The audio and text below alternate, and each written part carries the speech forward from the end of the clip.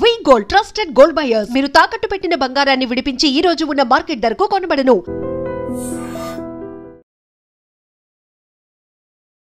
Hi hello నమస్తే welcome back to our channel. నేను మీ వైషు. ఈ మధ్యకాలంలో పెళ్ళి అంటేనే భయమేస్తుంది. పెళ్ళి అంటే ఇప్పుడు వాళ్ళకి ఎవరైనా ముందు లవరున్నారా, లేకపోతే తర్వాత ఏమైనా చంపేసి ఆలోచన ఉందా, ఇలాంటి క్వశ్చన్లు అడిగి పెళ్లి చేసుకోవాల్సి వస్తుందేమో. అంటే మీకేమైనా నేను ఓకేనా, లేదా నన్ను ఏమైనా చంపేస్తారా, లేదంటే ఫుడ్లో విషయం ఏమైనా పెడతారా, ఇలాంటి క్వశ్చన్లు అడగాల్సి వస్తుంది ఇంకా పెళ్లి చూపుల్లో. ఈ మధ్య కాలంలో ఇంకో కేసు చూసాం. బ్యాంక్ మేనేజర్తో వివాహేతర సంబంధం పెట్టుకుని తల్లి కూతురు కలిసి ఒక్కటే నెల అవుతుంది పెళ్ళయి హస్బెండ్ని చంపేశారు. ఇలాంటి ఘటనలు చూస్తున్న కొద్దీ ఏమైపోతుంది ఈ సమాజానికి, పెళ్ళి అసలు ఈ బంధాలన్నీ ఎటువైపు వెళ్తున్నాయి, ఈ విషయం గురించి మాట్లాడడానికి ఈరోజు నాతో పాటు రజనీరమ్మ గారు ఉన్నారు. మేడంతో మాట్లాడదాం. Hello ma'am. హలో, నమస్తే. నమస్తే అమ్మా. బాగున్నారా? బాగున్నామ్మా, నువ్వు ఎలా ఉన్నావు? చాలా బాగున్నాను మ్యామ్. కానీ అసలు ఏం మాట్లాడాలి, ఎటు వెళ్తుంది? రోజు ఒక సంఘటన చూస్తున్నాం. ఇద్దరు కలిసి అతను చంపేశారు, ఎక్కడో ఏదో హత్య చేయించేశారు అని చెప్పేసి. ఈ సిచ్యువేషన్ కూడా అలానే ఉంది కదా మ్యామ్. ఎలా చూడాలి? దారుణాలు అంటే ఏం లేదు, ఆశ పెరిగిపోతూ ఉంది రోజు రోజుకి. స్వేచ్ఛ ఎక్కువైపోయి ఇప్పుడు చిన్న పెద్ద అంటే తాహతులో నేను చెప్పేది లోయర్ మిడిల్ క్లాస్ అవని, అప్పర్ క్లాస్ అవని, హయ్యర్ ఎవరైనా కానీ ఆశలు ఎక్కువైపోయినప్పుడు ఇలాగే ఉంటుంది. అంటే ఆశ దురాశ దుఃఖమునకు చేయటం అంటారు. కరెక్ట్.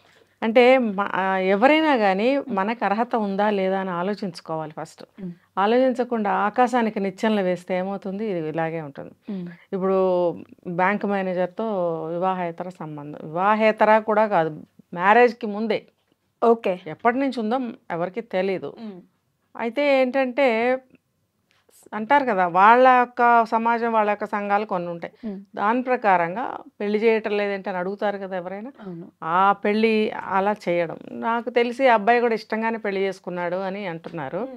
మరి ఇష్టంగా పెళ్లి చేసుకున్నప్పుడు అంటే ఒకటి ఆ అమ్మాయికి ఎలా ఉందో, నువ్వు అన్నట్టు ఎలా ఉందో, రారా బాబు చేసుకో, నేను లేపేస్తాను నేను తర్వాత ఎలా అయినా అని మనసులో అనుకుని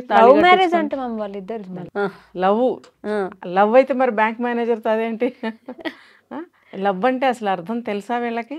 పేరు పెట్టుకోవడమే చూస్తున్నా ఇప్పుడు. ఇవాళ రేపు చదువుకోనోళ్ళు ఉన్నోళ్ళు లేనోళ్ళు లోవర్ క్లాసులు అందరు లవ్ లవ్ లవ్. మొన్న ఒక మా ఇంటి దగ్గర తల్లిదండ్రి మళ్ళీ కూలి పని చేసుకుంటుంటారు. ఆ పిల్ల ఏదో 10th ఏదో చదివింది, ఎక్కడో ఏదో చిన్న జాబ్ చేస్తుంది. లవ్ అట. ఈ అమ్మాయికి మళ్ళీ ఒక పెళ్ళి అనేది నిశ్చయం చేసి ఎంగేజ్మెంట్ కూడా చేశారు. ఎంగేజ్మెంట్ చేయించుకుంది. పెళ్ళి 4 రోజులు వారం రోజులు ఉందనగా వెళ్ళిపోయింది ఇంట్లో వచ్చి. నువ్వు అసలు ఏ స్థాయి అని చెప్పాలి? అంతా ఒకటే. ఇప్పుడు మెంటాలిటీస్ అనేవి అన్ని స్థాయిల్లో ఒకటే అలాగా ఆలోచిస్తున్నారు. మన స్థితిగతులు ఏంటి, మన ఫ్యామిలీ ఏంటి, మావి ఎలాంటి బ్రతుకులు అంటే రెక్కాడితే కానీ డొక్కాడని బ్రతుకులు మావి.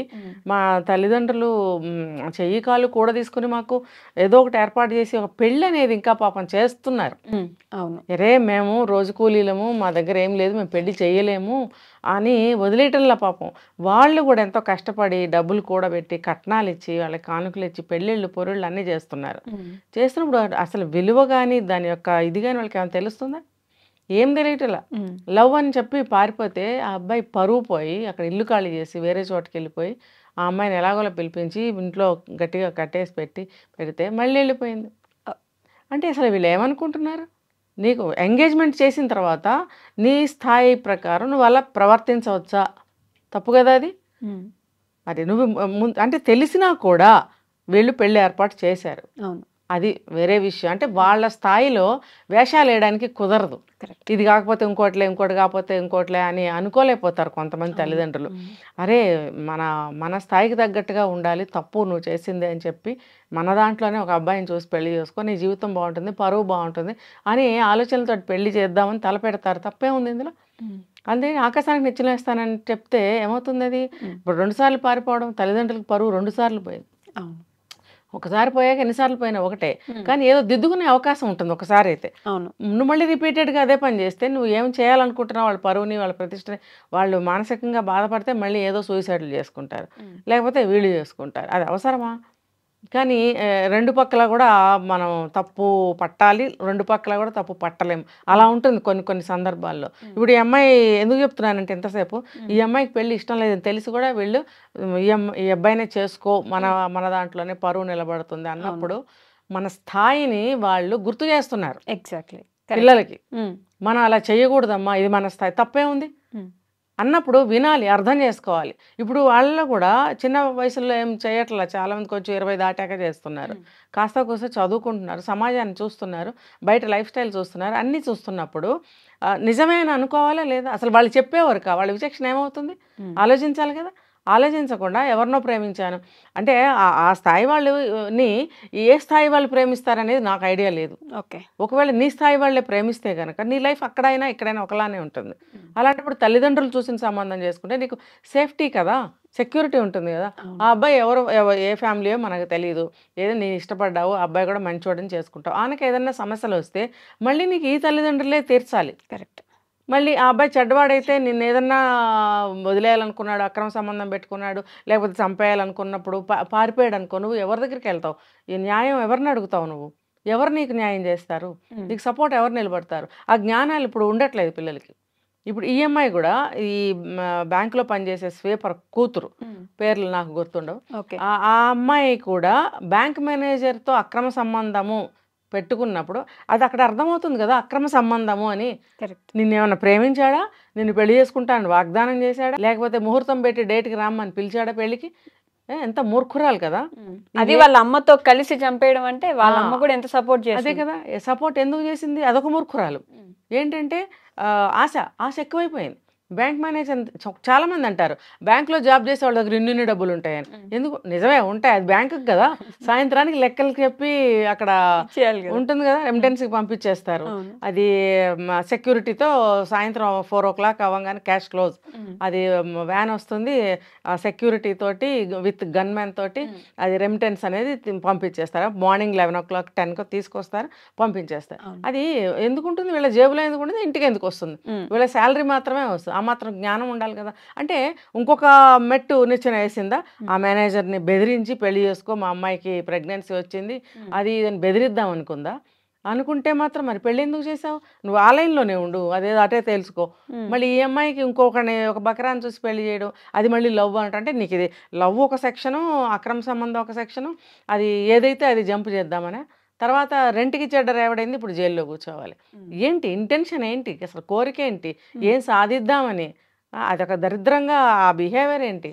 పెళ్లి చేసి ఒక నెలకి చంపేయడం ఎందుకు? అసలు పెళ్ళే చేసుకోకుండా ఉండొచ్చు కదా. ఇందులో మళ్ళీ బ్యాంక్ మేనేజర్ హస్తం కూడా ఉంది అని అంటున్నారు. ఇంకా తేలాల్సింది ఉంది విషయాలన్నీ కూడాను. మళ్ళీ మనం దీని మీద చేయొచ్చు ఇంకో వీడియో. అంటే అతను కూడా ఇందులో చేయి కలిపాడా? నాకు అసలు నమ్మకం లేదు. ఎందుకంటే అతనికి ఒక ఫ్యామిలీ ఉండొచ్చు, అతను ఒక బ్యాంక్ ఆఫీసర్గా అతనికి ఒక బాధ్యత గల జాబ్ చేస్తున్న అతను ఈ కేటగిరీ మనుషులతోటి చేయగలిపి ఇంతోటి వాళ్ళ కోసం సుపారీ ఇచ్చి మరి వీళ్ళందరూ కలిసి చంపిస్తారా? నాకైతే నమ్మకం లేదు. ఏమో తేలాలి మరి. మరి అలా చేస్తే అతను కూడా ఇప్పుడు శిక్షార్హుడే కదా.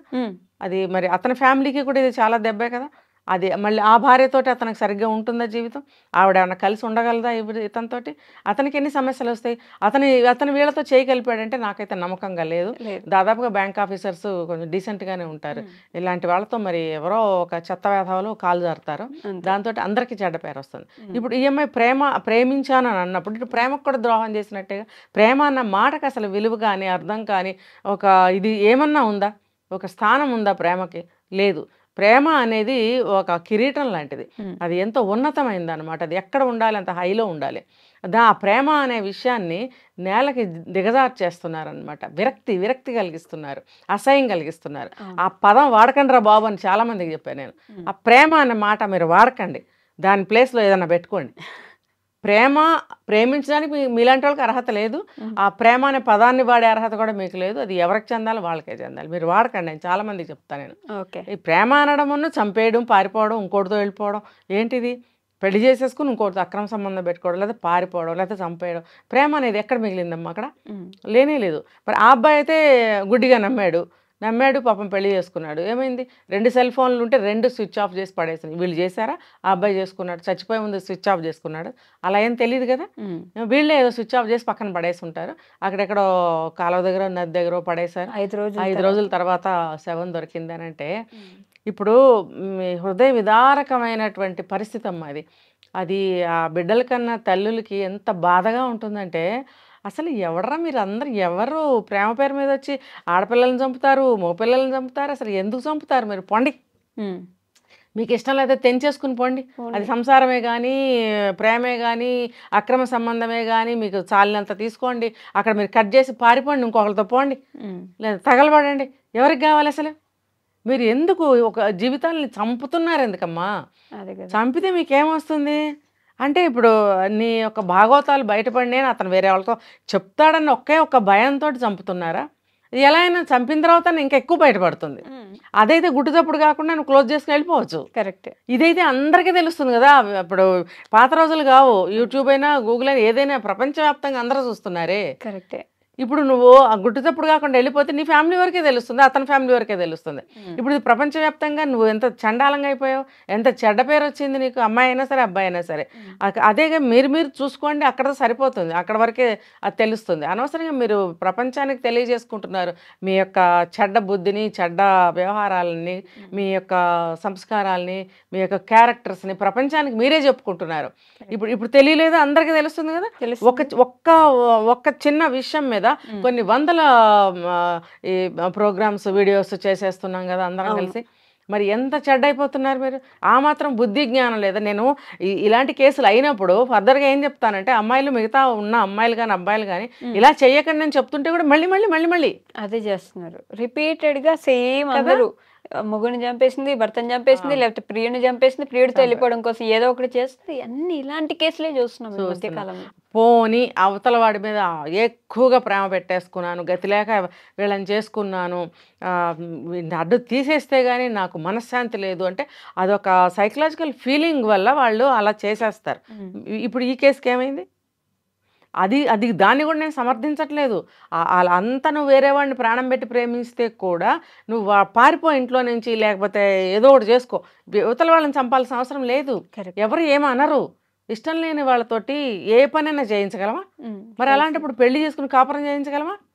అది ఏమవుతుంది? మొన్న ఎక్కడ మనం చూసాం, ఏదో బలవంత పెళ్లి చేశారు, అందుకని ఆత్మహత్య చేసుకున్నాం అని ఎక్కడ ఒక కేసు విన్నాం. అంటే బలవంతపు పెళ్ళిళ్ళు మరి ఎవరు చేస్తారు? చేయరు కదా. మీకు ఇష్టమైతే చేసుకోండి, లేకపోతే వెళ్ళిపోండి, వద్దని చెప్పండి. ఇంట్లో ఆ ఎదిరించేదేదో, ఆ చచ్చేదేదో, ఆ చంపుకునేదేదో మీ ఇంట్లో మీరు పడండి. ఇంకో ఇంటికి వరకు ఎందుకు తీసుకొస్తున్నారు? రైట్. మీకు అసలు రైట్ లేదు. ఆ అబ్బాయిని కానీ ఆ అమ్మాయిని కానీ చంపే ఆ హక్కు లేనే లేదు. కరెక్ట్. మీరు మీ ఇంట్లో మీరు కింద మీద పడండి, మీరు తర్జన పడండి, మీ అమ్మాయికి ఇష్టమో కాదో తెలుసుకుని చేయండి, లేకపోతే మీ ఇష్టాలు మీ తల్లిదండ్రులకు తెలియదు, మీరు పడండి. ఇంకో ఇంటి వరకు తీసుకొచ్చి ఇంకొక బిడ్డను చంపుతున్నారే, ఆ కన్నతల్లికి బాధ. తల్లి తండ్రి అయినా సరే ఎన్ని 25 ఏళ్ళు పెంచుతారు. అసలు ఇప్పుడు ఒక చిన్న విత్తనం పెట్టి వృక్షం అయ్యి ఫలాలు వస్తే ఎంత ఆనందపడతారు. అటువంటి స్టేజ్లో చెట్టు నరికేస్తే ఎంత బాధపడుతారు. చూస్తాం. చిన్న మొక్కను మనం పెంచుకుంటేనే ఎంతో ప్రేమగా నీళ్లు పోసి పెంచుకుంటామే. ఒక జీవి ఆ పిల్లలు పుట్టడమే కష్టమవుతున్నాయి ఈ రోజుల్లో. 25 సంవత్సరాలు గర్భం మోసి కని పెంచిన 25 సంవత్సరాలు ఆ బాధ, ఆ మానసికమైనటువంటి స్థితి, ఆ ఫీలింగ్స్ ఎలా ఉంటాయో తెలుసా? మళ్ళీ 25 ఏళ్ళు ఒక బిడ్డను పెంచితే కానీ అర్థం కాదు. కరెక్ట్. ఆ బిడ్డల తల్లిదండ్రులకైనా తెలియాలి దీనికి ఇష్టం ఉందా లేదా, వీడికి ఇష్టం ఉందా లేదా అని గట్టిగా తెలుసుకుని చేయండి. రైట్. ఇంకోటి ఏంటంటే మేమేం అనుకోం, చెప్పు అని 1 సంవత్సరం ముందు నుంచి వాళ్ళని సాధించి చేయాలి. అప్పుడు కానీ మీరు పెళ్లి చేయడానికి సిద్ధపడకండి. నువ్వు విన్నట్టు ఇందాక మాకు ఇష్టం లేదు, మేము తర్వాత చంపేస్తాము అనేవి చెప్పుకుని చేసుకోవాలన్నావే, ఇంకా ఆ రోజులు వస్తాయేమో. అప్పుడు ఎవడు చేసుకుంటాడు? ఇప్పటికీ ఎవరు చేసుకోకుండా బట్టతలు వచ్చి చాలా వయసులో వచ్చేస్తున్నాయి అందరికి. 30, 35, 40, 50 ఏళ్ళు వచ్చిన పెళ్లిళ్ళు చేసుకోవట్లేదు చాలా మంది. భయం వేస్తుందంట వాళ్ళకి, భయం వేస్తుందండి. అమ్మాయిలు చూస్తేనే మాకు అసహ్యము, భయం వేస్తుంది అంటున్నారు. ఇది తెలుసుకోండి అమ్మాయిలు. మరి ఇప్పుడు అబ్బాయిలు వచ్చి ఆడపిల్లలంటే అసహ్యం వేస్తుందంటే సిగ్గుపడాలి. యావత్ స్త్రీ జాతికి అది సిగ్గుచేటే. కరెక్ట్ కదా. కొంతమంది చేస్తే తప్పులు అందరికీ వచ్చేసిందిగా పేరు. చిన్నవాళ్ళకి పెద్దవాళ్ళకి మా వయసు వాళ్ళకి కూడా రేపు పొద్దున్న తిప్పలేము. అమ్మ వీళ్ళు అలాంటి స్త్రీలే అని అనుకుంటే మా పరువేం గాను, ఇంత బ్రతికి ఇంటెనకాలు చచ్చినట్టు ఇంత పరువు ప్రతిష్టలతో ఒక మంచి పద్ధతిగా పిల్లల్ని పెంచుకుని ఒక స్థాయికి వచ్చిన తర్వాత ఇటువంటి అభిప్రాయం ఇలాంటి స్త్రీల మీద ఉంది అని అంటే అవతల అబ్బాయిలకి ఎంత బాధ అనిపిస్తుంది. మాలాంటి స్త్రీలకు కూడా బాధే కదా. అంటే ప్రతి అమ్మాయి తల్లులకు కూడా ఇది వర్తిస్తుంది. కాబట్టి తల్లిదండ్రుల పాత్ర చాలా ఎక్కువగా ఉంటుంది. పట్టించుకోవట్లేదు. ఇప్పుడు ఈ తల్లే కదా చంపించింది, అది తల్లే. నువ్వు బ్యాంక్ మేనేజర్ మీద నువ్వు కన్నేయడం ఏంటి? నీకు బుద్ధి ఉందా అసలు? పోనీ వాడు వాడుకున్నాడు, తప్పో ఒప్పో జరిగిపోయింది. గుట్టుచప్పుడు కాకుండా నీ కూతురు జీవితాన్ని నువ్వు సరిదిద్దాలని అనుకున్నప్పుడు, పెళ్లి చేసినప్పుడు ఎలా చేయాలి? పిల్లతో నువ్వు పకడ్బందీగా మాట్లాడుకుని నోరు మూసుకుని పెళ్లి చేసుకో. అటువంటివన్నీ ఇంకా ఎత్తకు, నీ జీవితం బాగుండాలి కదా అని మంచి మాటలు చెప్పాలి. ఇంకా వీలైతే ఏదో ఒక చిన్న యాక్సిడెంట్ లాగా అయ్యింది బాబు అని చిన్నగా ఆ విషయాన్ని పెళ్ళికొడుకు కూడా చెప్తే ఆ అబ్బాయి కూడా పెద్ద మనసుతో అర్థం చేసుకోవచ్చు. ఎప్పుడో ఏదో ఒక చిన్న యాక్సిడెంట్ అయ్యిందంటే అంటే ఉన్నట్టు చెప్పుకోలేకపోవచ్చు, కానీ కనీసం ఇట్లా అన్నా చేస్తే ఆ అబ్బాయికి కూడా కన్సర్న్ అనేది ఉంటుంది. అవును, అది కూడా లేకుండా చేస్తాయి. తల్లిదండ్రులే కదా మరి చేస్తున్నారు. మనిషే లేకుండా చేశారు మొత్తం. ఈ తల్లి కూడా కలిసి చేసింది అని అంటే అసలు ముందు దీనికే బుద్ధి లేదు. అదే కదా, దీనికి అసలు పిల్లని ఎలా జీవితాన్ని బాగు చేయాలని బుద్ధి, ఆలోచన, తెలివి దీనికే లేదు. ఇంకా పిల్లకి ఎలా వస్తుంది? ఇదో మొద్దు అదో మొద్దు అంతే. తప్పు చేసాము, అమ్మో దొంగతనం చేసాము, బయటపడిపోతాము. ఇప్పుడు తప్పించుకోవాలంటే ఆ చూసినవాడిని చంపేయాలి. ఇదే కాన్సెప్ట్. చంపేస్తే ఆటోమేటిక్గా ప్రపంచం మొత్తం తెలుస్తున్నారు ఇప్పుడు అనుకుంటారు. ఈ గుట్టు సమాధి అయిపోతుంది అనుకుంటారు, కానీ నువ్వు అన్నట్టు ప్రపంచవ్యాప్తంగా 2వ నిమిషంలోనే తెలుస్తుందనే అది తెలియదు వాళ్ళకి. తెలుసుకుందాం మనం కూడా అసలు ఏంటి వాళ్ళ బుద్ధి ఏంటనేది. ఎవరైనా ఇంటర్వ్యూ చేయాలి వెళ్ళి ఒకసారి. Okay ma'am, thank you so much.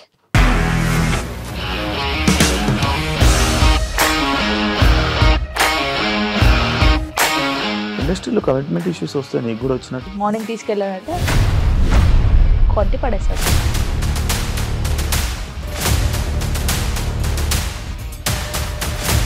ఒక్కళ్ళు కూడా చూడలేదు ఈ సినిమా అని చెప్పడానికి కూడా చాలా ధైర్యం కావాలి. అది నిజం కదా, దాంట్లో ధైర్యం ఏంటి? ఇది నెక్స్ట్ డే ప్లేట్ మార్చేస్తే తప్పు కదా. As of now we are comfortable this అని నేను అనుకుంటున్నాను. రష్మిక గారిది మీది ఒకే ఊరు అంట కదా.